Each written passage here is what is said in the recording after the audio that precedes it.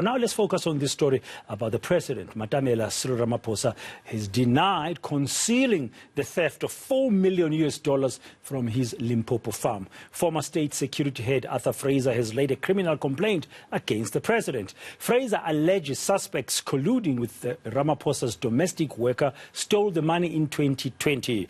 Now we are joined by the president's spokesperson, Vincent Magwenya. Mr. Magwenya, good afternoon. Thank you very much for your time. It is day 2 in the office in your new role as the presidential spokesperson, and already there are these issues that are coming out. First up, tell us, what does the president think of this allegation that's been laid against him by Mr. Fraser?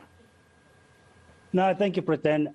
No, the president is quite clear that there is no basis for the claims of criminal conduct that have been made against him in Mr. Fraser's statement.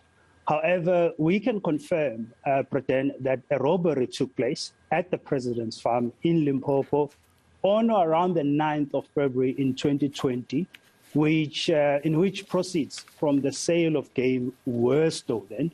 The president was attending an African Union summit in Addis Ababa at the time the incident occurred.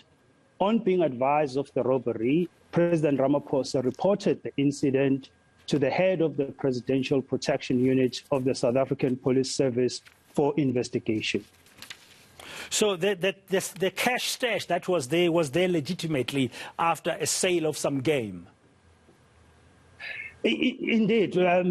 Maybe let's just correct the stash, because the amount, and I don't want to get into the debate of numbers at this stage. There's still an investigation that's going to take place, but the amount that is cited by Mr. Fraser is hugely inflated. We are going to go back to records and invoices to just reestablish that amount. But indeed, the proceeds were there legitimately because game had been sold to clients. So you're disputing the $4 million claim by Mr. Fraser? We don't know where Mr. Fraser gets that number from, and certainly, as I've said, that number is hugely inflated. We'll have to wait and hear. Interestingly, some people are questioning the timing in this. What does the president believe could be the motive behind this charge coming up now? Well, the president doesn't want to speculate on the timing, doesn't want to speculate on Mr. Fraser's motives. However, it's interesting to note that Mr. Fraser was part of the security cluster. At any time he had access to the president, even after he's left public service, he could still have access to the president. He could have brought this matter to the president's attention, but he chose not to do so. We do not know what the motives behind this charge is. What's important, though, Praten, to emphasize is that President Ramaphosa remains resolute in leading the fight against corruption, restoring the integrity and capability of public institutions, and overcoming the legacy of state capture, and he will not be deterred by disinformation campaigns. Mr. Magwenya, the president, he was in Addis Ababa. Did he report this robbery properly, following the right procedure to the law enforcement agencies at the time?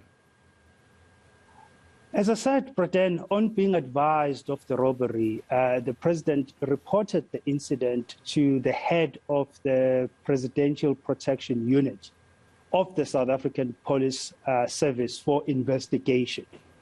From then on, the president was comfortable that the matter would be attended to appropriately. Was it attended to appropriately? Was there a proper police investigation subsequent to that reporting by the president to the head of the presidential security? Indeed, the head of the Presidential Protection Unit did look into the matter and attended to the matter. And upon further investigation by him, the money was gone. The matter then was concluded from that perspective.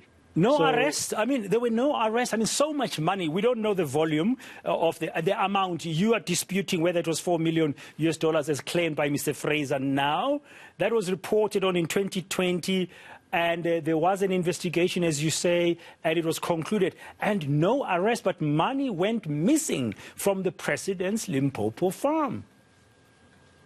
But then, the president stands ready to cooperate with any law enforcement investigation of these matters. Anything beyond that will be pure speculation.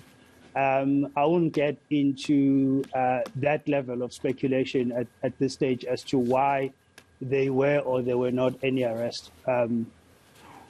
So as far as you are concerned, or as far as the president is concerned, the matter was reported, it was investigated and settled, and there's nothing more to it now after that.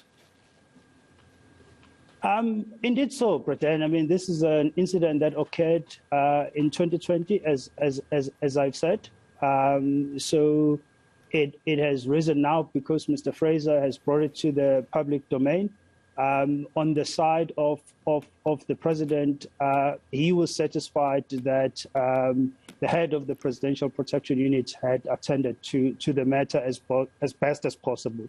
Yeah, I don't want to draw you further into any kind of speculation. That's not the intention here. But you'll understand, Mr. Magwenya, that you have the Limpopo farm of the President of the Republic, the head of state, who's away at an African Union engagement in Addis Ababa. Somebody breaks into his home one way or another, steals lots of money. We don't know how much, as you say, but the claim, according to the charge by Mr. Fraser, is about $4 million. You're still going to verify that.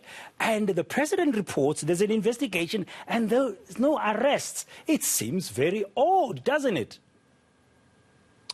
Well, Britain, in the context of our country and the challenges that you have, there are high-profile cases where, it either takes time or arrests never take place. So, as I said, I can't speculate on that, except to just say, the president was satisfied that the head of the Presidential Protection Unit had done his best in looking into the matter, and that's about it.